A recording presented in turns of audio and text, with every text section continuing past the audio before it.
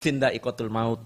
Jadi setiap yang punya nyawa, yang berjiwa itu pasti akan merasakan kematian. Nah, daikoh itu juga menunjukkan kepada kita bahwa kematian itu bukan akhir. Karena merasakan kan. Kayak misalkan Fuad tiba-tiba ngomong, aku pernah deh ngerasain duren. Kalau pernah ngerasain duren, pasti kejadiannya udah lewat. Yeah. Ketika ada orang mengatakan, aku pernah merasakan kematian, berarti dia sudah mati. Artinya ada kondisi nanti kita akan dihidupkan. Jadi di ayat yang penggalan yang pertama ini, Allah tuh cerita bahwa mati itu it's not the end. Dan itu juga bagian dari sesuatu yang mencerahkan pikiranku waktu ibu bapakku nggak ada itu. Gitu, aku ditelepon sama Ustadz OM ngomong sekitar 15 menit, aku nggak paham lah. Ya mungkin sama kayak antum kalau dengar siapa gitu terus di kepala cuma bla bla bla bla gitu, aku nggak tahu. Indonesia Raya kayak Enggak, kan Ustadz OM nggak nyanyi. Oke, baik. Ya. Nah terus Tapi dia nggak ngetas ya. Nah ketika Ustadz OM lagi ngomong itu aku udah nggak bisa ingat sama sekali karena pikiranku tuh lagi kayak nggak di situ gitu.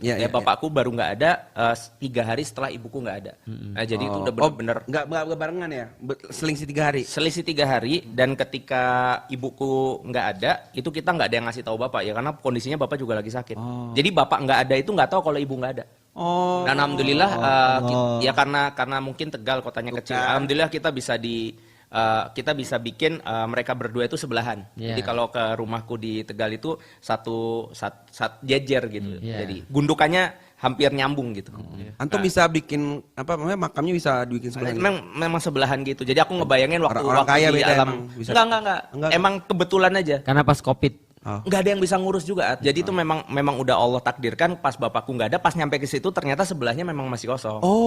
Gitu. Wow. Jadi aku bayangin bapakku pas ketemu ibuku tuh kaget-kagetan bareng tuh. Kok kamu? Aku baru ngejokes gitu tapi iya.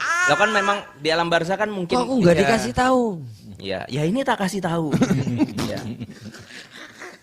Parah loh Fuad. Anda yang ngejokes ya? Anda yang ketawa. Aku nggak ketawa. Fungsi jokes apa? Loh, aku nggak ngejokes. Oke. Itu romantis tadi. Iya. Itu romantis tadi. Ya kullu nafsin dha'iqatul maut. Setiap yang bernyawa pasti akan merasakan kematian. Nah, kalimat yang menarik adalah mana hilang tadi? Wa innama Wa innama tuwafauna ujurakum yaumal qiyamah. Di otak gimana?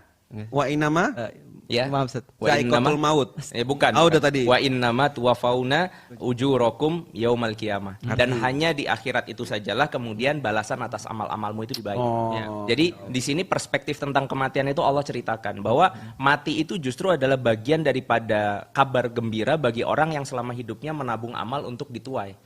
Karena kan nggak seluruh yang nggak seluruh yang kita lakukan Allah balas di dunia dan malah kita nggak berharap demikian kan. Kita berharap balasan yang lebih di daripada akhirat. itu, yaitu ketika di akhirat. Betul. Makanya Allah tekankan